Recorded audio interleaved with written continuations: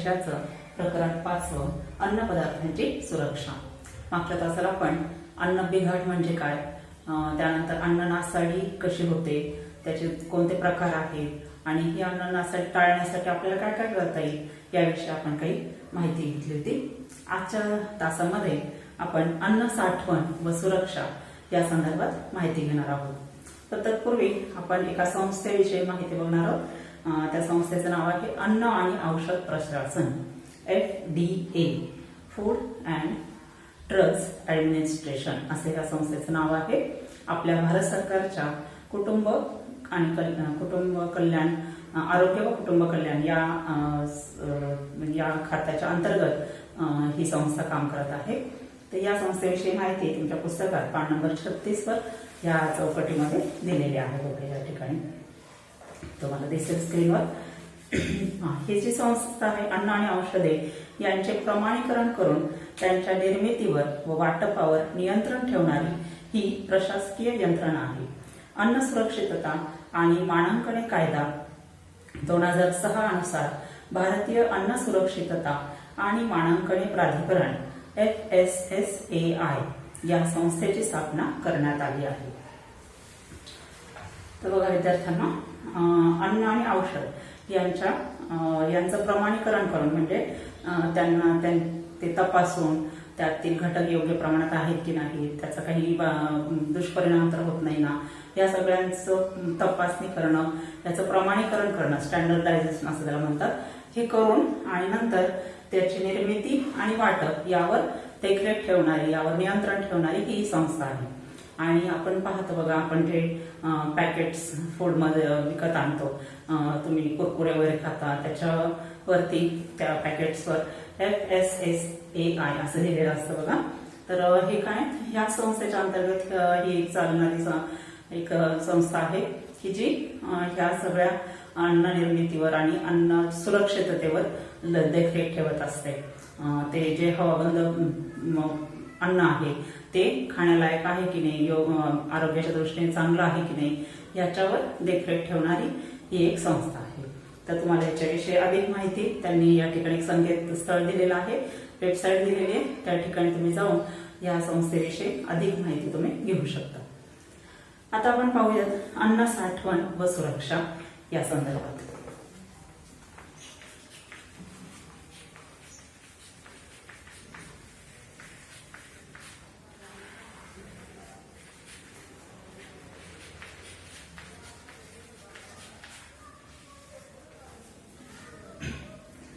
विद्यार्थ्यांनो, तुम्हाला माहिती आहे की आपण आपल्या रोजच्या जीवनामध्ये देखील, आपल्या घरामध्ये देखील काही साध्या साध्या पद्धतीने आपलं अन्न वाया जाऊ नये किंवा अन्न बिघडू नये किंवा ते टिकून राहावं यासाठी काही पद्धती वापरत असतो। जसं की दूध आणलं की आपण ते तापवून ठेवतो, त्यानंतर काही पदार्थ खराब होऊ नये म्हणून आपण ते फ्रीज मध्ये ठेवतो, म्हणजे फ्रीजचा वापर करतो। त्याचप्रमाणे आपण ज्यावेळेस धान्य भरतो घरामध्ये, त्यावेळेस ते धान्य लगेच आपण कोठीमध्ये न भरता आधी त्याला वाळवून घेतो, व्यवस्थित 3-4 दिवस उन्हात ते वाळवतो, म्हणजे वाळवणे ह्या पद्धतीचा आपण त्या ठिकाणी वापर करतो। अशा पद्धतीने वाळवणे, सुकवणे, गोठवणे या साध्या साध्या पद्धतींचा वापर करून आपण अन्नातील सूक्ष्मजीवांची वाढ रोखून ठेवतो किंवा कमी करून ते अन्न जास्तीत जास्त कसं टिकेल याकडे लक्ष देत असतो। आणि या पद्धतींची माहिती तुम्ही मागील इयत्तांमध्ये घेतलेलीच आहे। आता या धड्यामध्ये, या 7वी इयत्तेमध्ये आपण आणखी काही पद्धतींची माहिती घेणार आहोत। त्याआधी आपण 2 संज्ञा बघणार आहोत, ते म्हणजे अन्न रक्षण व अन्न परिरक्षण।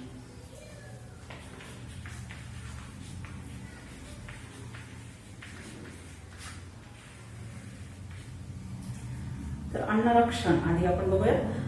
अन्नरक्षण म्हणजे काय, तर जे काही आपण अन्न बनवतो ते वेगवेगळ्या कारणांनी किंवा त्याच्यामध्ये सूक्ष्मजीव निर्माण होऊन किंवा त्याला कीड लागून ते खराब होऊ नये यासाठी काही साध्या साध्या पद्धती वापरून, जसं आता आपण पाहिलं, वाळवणे, सुकवणे, गोठवणे यासारख्या पद्धतींचा वापर करून त्या अन्नाचं रक्षण करणं, ते अन्न खराब होऊ न देणं याला म्हणतात अन्न रक्षण।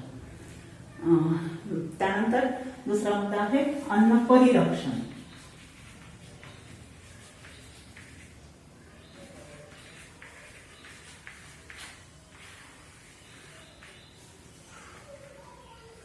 आता अन्न परिरक्षण म्हणजे काय, तर जे काही अन्न तयार केलेलं आहे त्याच्यामध्ये त्या अन्नाच्या सोबतच त्या अन्न ते अन्न बनवण्यासाठी जे काही पदार्थ वापरलेले आहेत त्या पदार्थांच्या शिवाय आणखी काही पदार्थ वापरून, मग ते नैसर्गिक असतील किंवा कृत्रिम किंवा म्हणजे रासायनिक असतील, त्यांचा वापर करून ते पदार्थ जास्तीत जास्त दिवस म्हणजे दीर्घकाळ टिकवणं ही जी पद्धत आहे तिला म्हणतात अन्न परिरक्षण. म्हणजे काय, तर समजा आपण लोणचं बनवतो बघा, एक उन्हाळ्याच्या दिवसामध्ये शेवटी आंब्याच्या कैऱ्यांचं बघा, आंब्याचं सीझन संपत असताना कैऱ्या येतात त्यावेळेस आपण ते कैरीचं लोणचं करून ठेवतो आणि वर्षभर ते वापरतो. मग वर्षभर वापरण्यासाठी ते वर्षभर टिकावं यासाठी काय केलं जातं, तर त्याच्यामध्ये तेल, मीठ, त्यानंतर काही मसाले यांचा वापर केला जातो बघा, आणि भरपूर प्रमाणात ते टाकलेलं असतं. मग तेल, मीठ, तसंच साखर. मग आवळ्याच्या दिवसामध्ये, आताच्या दिवसात आवळा येतो, मग आपण आवळा कॅन्डी करून ठेवतो. तर या आवळा कॅन्डीसाठी आपण किंवा मोर आवळा करून ठेवतो. मग साखर, गूळ हे सारखे पदार्थ आपण वापरतो. मग तेल, मीठ, साखर, गूळ हे काय झाले, परिरक्षक. यांना काय म्हणतात, परिरक्षक. आणि हे नैसर्गिक परिरक्षक आहे. त्याचबरोबर काही कृत्रिम परिरक्षक म्हणजे रासायनिक परिरक्षक देखील वापरतात, जसं की व्हिनेगार आहे, सायट्रिक ऍसिड आहे, यासारखे काही परिरक्षक वापरून हे जॅम, लोणचे, मुरंबे, त्यानंतर सॉस, त्यानंतर काही भाज्या, रेडी टू कुक सारख्या भाज्या, असे पदार्थ दीर्घकाळ टिकवले जातात. म्हणजे खूप दिवसासाठी ते टिकवून ठेवता येतात. ह्या पद्धतीला म्हणतात अन्न परिरक्षण. तर विद्यार्थ्यांनो, मग हे अन्न असं व्यवस्थित राहावं, व्यवस्थित टिकावं, खूप दिवस चांगलं राहावं यासाठी काय काय पद्धती वापरल्या जातात ते आता आपण माहिती घेणार आहोत. अन्न रक्षणाच्या पद्धती.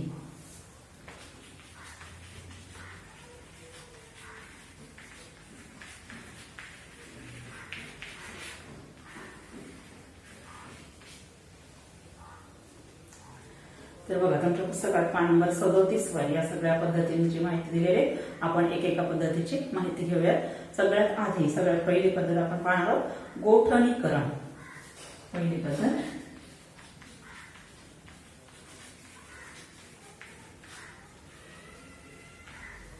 गोठणीकरण. बघा, इथे स्क्रीनवर तुम्हाला त्याची माहिती दिसेल की यामध्ये काय केलं जातं. नावातच तुमच्या लक्षात आलं असेल की गोठणीकरण म्हणजे काय, पदार्थ गोठवणे. गोठवणे म्हणजेच त्यातली उष्णता काढून घेणे किंवा कमी करणे, म्हणजेच ते पदार्थ कमी उष्णतेच्या जागी ठेवणे. असं ज्यावेळेस केलं जातं त्यावेळेस काय होतं, त्या पदार्थाचं तापमान कमी केल्यामुळे काय होतं, तर त्यातल्या सूक्ष्मजीवांची वाढ रोखली जाते आणि ते पदार्थ खूप दिवस चांगले टिकून राहतात. बघा, कमी तापमानाला अन्न पदार्थातील जैविक व रासायनिक प्रक्रियांचा वेग मंदावतो, त्यामुळे अन्न पदार्थ खूप काळ टिकू शकतात.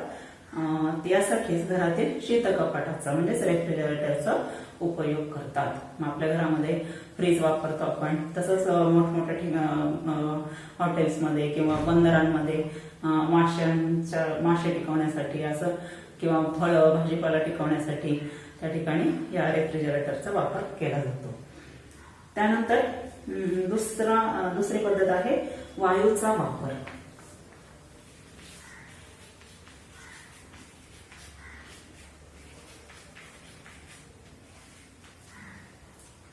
तर बघा विद्यार्थ्यांनो, तुम्हाला सगळ्यांना आवडते पदार्थ आत्ताचे म्हणजे तुम्ही पॅकेटमध्ये घेतात ते कुरकुरे, त्यानंतर वेफर्स, त्यानंतर चिवडा यासारखे पदार्थ तुम्ही पॅकेट्समध्ये घेत असतात, खात असतात. तर ह्या पॅकेट्समध्ये खूप हवा भरलेली असते. बघा, तुम्ही ज्यावेळेस पॅकेट फोडता त्यावेळेस तुमच्या ते लक्षात येतं. ती हवा म्हणजे काय असतं, त्याच्यामध्ये एक वायू वापरलेला असतो, त्याचं नाव आहे नायट्रोजन. या नायट्रोजन वायूचा वापर करून ह्या पदार्थांमध्ये वाढणारी बुरशी किंवा आणखी सूक्ष्मजीव यांची वाढ थांबवली जाते, रोखली जाते आणि जेणेकरून ते पदार्थ खूप दिवस चांगले राहतात. तसेच ते कुरकुरे देखील राहतात आणि निरोगी देखील राहतात. अशा पद्धतीने नायट्रोजन वायूचा वापर ही देखील एक अन्न रक्षणाची पद्धत झाली. त्यानंतर पुढची पद्धत आहे धुरीकरण.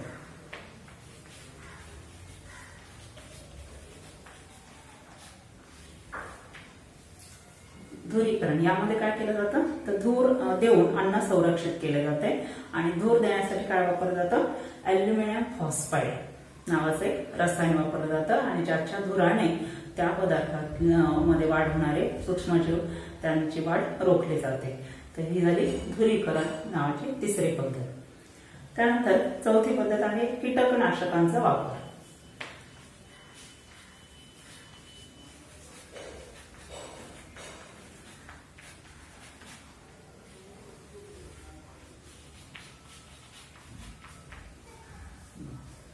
आपल्याला माहितीच आहे, जसं शेतामध्ये सुद्धा पीक येताना देखील शेतकरी कीटकनाशक वापरतात, तसंच पीक तयार झाल्यानंतर ज्यावेळेस ते पोत्यांमध्ये भरलं जातं त्यावेळेस ते धान्य पोत्यामध्ये भरल्यानंतर देखील त्याची वाहतूक होऊन ते ग्राहकांपर्यंत जाईपर्यंत देखील ते व्यवस्थित राहावं यासाठी मेलॅथिओन नावाच्या एका रसायनाचा फवारा त्या पोत्यांवर केला जातो, जेणेकरून त्या पोत्यांना बाहेरून देखील काही कुठल्याही कीटकाचा किंवा बुरशीचा किंवा कसल्या इतर सूक्ष्मजीवांचा प्रादुर्भाव होऊ नये यासाठी त्या ठिकाणी मेलॅथिओन नावाच्या रसायनाचा फवारा केला जातो.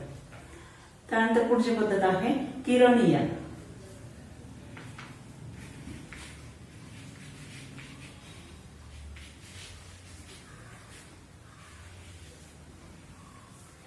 म्हणजे काय विद्यार्थ्यांनो, तर किरणांचा वापर करणं, मग काही रेज त्याला म्हणतो आपण, त्या किरणांचा वापर करून अन्नपदार्थातल्या सूक्ष्मजीवांची वाढ रोखवली जाते. कशी, कोणकोणते किरण या ठिकाणी वापरतात, तर बघा, उच्च ऊर्जायुक्त इलेक्ट्रॉन, त्याच्यानंतर त्वरक म्हणजेच ऍक्सिलरेटरद्वारा निर्मित क्ष किरण म्हणजेच एक्स रेज, तसंच किरणोत्सारी समस्थानिकांद्वारे उत्सर्जित गॅमा किरण, एक्स रेज किंवा गॅमा रेज यांच्यासारख्या किरणांच्या साह्याने काय केलं जातं, अन्नपदार्थांवर त्या किरणांचा मारा केला जातो, ज्याच्यामध्ये हे किरण काय करतात, आयनीभवन ही प्रक्रिया घडवून आणतात आणि त्याच्यामुळे काय होतं, त्या ठिकाणी सूक्ष्मजीव व बुरशी तसंच कीटक यांचा नाश होतो. आणि त्याचबरोबर या किरणीयन या पद्धतीमुळे काय होतं, तर फळांची पिकण्याचा जो कालावधी असतो तो सुद्धा वाढला जातो. त्याच्यामुळं आपण मागे पाहिलं जसं की फळं प्रवासामध्ये वाहतुकीमध्ये खराब होऊन जातात, लवकर पिकतात, त्याच्यामुळे तर ती उशिरा पिकली जातात या पद्धतीमुळे आणि त्याच्यामुळं व्यवस्थित त्यांची वाहतुकीमध्ये ते सुरक्षित राहतात. त्यानंतर कांदे बटाटे हे आपण पाहतो की कांदे बटाट्यांना मोड येतात. बघा, आपल्या घरामध्ये जर आपण आणून ठेवले तर आपल्याला दिसत त्यांना मोड आलेले दिसतात. मग मोड आले की ते खराब झाले आहेत असं आपण म्हणतो. तर असं होऊ नये, त्यांना मोड येऊ नये, अंकुर येऊ नये यासाठी त्याच्यावर ही किरणीयन नावाची पद्धत अंगीकारली जाते, वापरली जाते. त्याच्यामुळं त्यांना ते त्यांचं जे अंकुरीकरण आहे ती प्रक्रिया थांबवली जाते आणि त्यांना मोड येत नाही.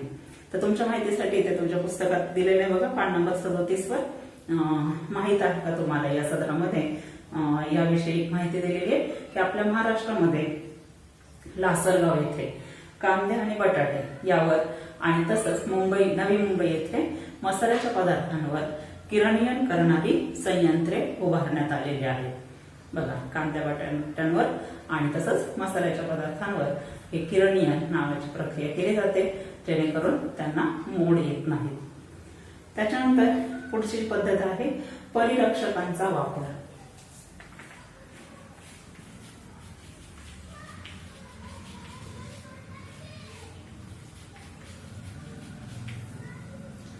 बघ, याच्यामध्ये काय, आता याच्याविषयी आपण पाहिलं आता मागे की 2 प्रकारचे परिरक्षक असतात, नैसर्गिक परिरक्षक आणि रासायनिक परिरक्षक. मग नैसर्गिक परिरक्षकामध्ये मी आता सांगितलं की मीठ, तेल, त्यानंतर साखर, गूळ यासारखे नैसर्गिक परिरक्षक वापरून आपण काही पदार्थ बनवतो आणि ते दीर्घकाळ टिकवतो. त्याच्यामध्ये लोणचं आहे, मोरंबा आहे, मोरावळा आहे, यासारखे पदार्थ आपण बऱ्याच वर्षभरासाठी टिकवून ठेवतो.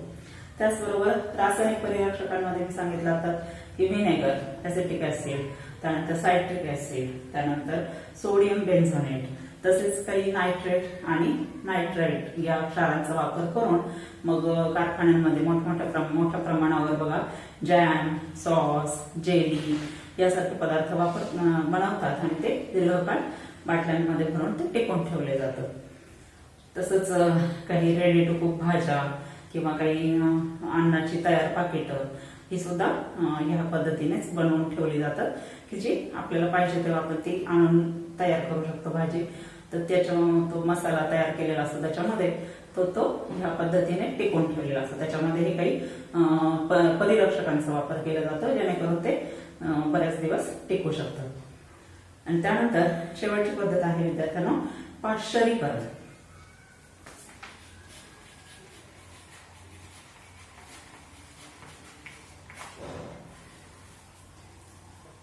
बघा, तुम्ही नाव ऐकलं असेल लुई पाश्चर या शास्त्रज्ञांचं.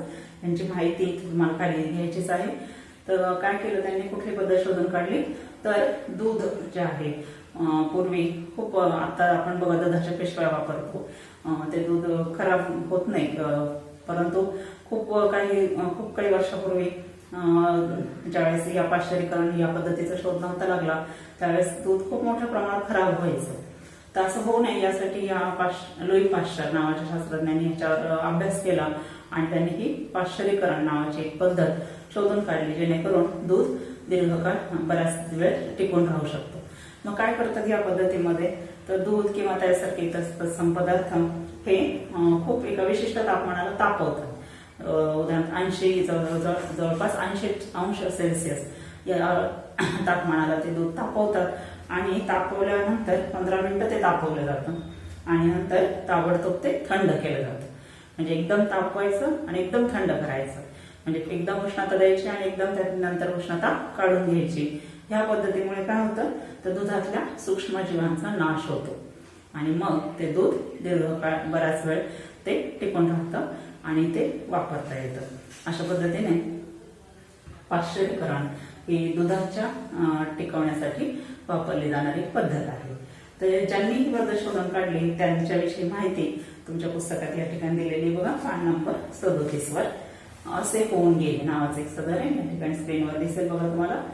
त्या लुई पाश्चर यांनी वाढलेल्या तापमानाचा वापर करून अन्नपदार्थांमध्ये सूक्ष्मजीवांची वाढ रोखून त्याची गुणवत्ता टिकून ठेवण्याची पद्धती जीवाणूशास्त्रज्ञ लुई पाश्चर यांनी विकसित केली. तर यांच्याविषयी अधिक माहिती तुम्ही इंटरनेटच्या सहाय्याने मिळवू शकता. तर अशा पद्धतीने विद्यार्थ्यांनो आज आपण अन्न साठवण आणि सुरक्षा याविषयी माहिती घेतली की अन्न जे काही आपण अन्न तयार करतो किंवा जे आपल्याला बरेच दिवस वापरायचं आहे ते कसं कसं टिकवता येईल, कोणकोणत्या पद्धतींच्या सहाय्याने टिकवता येईल याविषयी आपण माहिती घेतली. त्यामध्ये आपण कोणकोणत्या पद्धती पाहिल्या, तर गोठणीकरण, त्यानंतर वायूचा वापर, त्याच्यामध्ये नायट्रोजन वायूचा वापर आपण पाहिला, त्यानंतर धुरीकरण, त्यानंतर धुरीकरणामध्ये अल्युमिनियम फॉस्फाईड नावाच्या रसायनाचा वापर केला जातो, त्यानंतर कीटकनाशकांचा वापर, त्याच्यामध्ये मेलॅथिओन नावाच्या रसायनाचा वापर केला जातो, त्यानंतर किरणीयन, त्याच्यामध्ये एक्स रेज, गॅमा रेज यांचा मारा करून पदार्थांमधली सूक्ष्मजीवांची वाढ रोखली जाते. त्यानंतर आपण पाहिलं परिरक्षकांचा वापर, त्याच्यात ते दोन प्रकार आहेत, नैसर्गिक परिरक्षक आणि रासायनिक परिरक्षक. नैसर्गिक परिरक्षकामध्ये मीठ, तेल, साखर यासारख्यांचा उपयोग केला जातो आणि रासायनिक परिरक्षकांमध्ये व्हिनेगर, त्यानंतर सायट्रिक ऍसिड, त्यानंतर सोडियम बेन्झोएट यांच्यासारख्या पदार्थांचा वापर करून जे अन्नपदार्थ आहेत ते दीर्घकाळ टिकवले जातात. त्यानंतर आपण पाहिलं शेवटची पद्धत पाश्चरीकरण, की जी विशेष करून दुधासाठी वापरली जाते. दूध टिकवून ठेवण्यासाठी ही पद्धत वापरतात. त्याच्यामध्ये एकदम 80 अंश सेल्सिअस पर्यंत तापमानापर्यंत दूध तापवतात आणि एकदम ते थंड करतात. त्यामुळे काय होतं, त्यातल्या सूक्ष्मजीवांची वाढ रोखली जाते. तर अशा पद्धतीने विद्यार्थ्यांना आपण आज अन्न साठवण व सुरक्षा याविषयी माहिती घेतली. आज आपण इथेच थांबूया. पुढच्या तासाला आपण अन्न भेसळ याविषयी माहिती बघूया.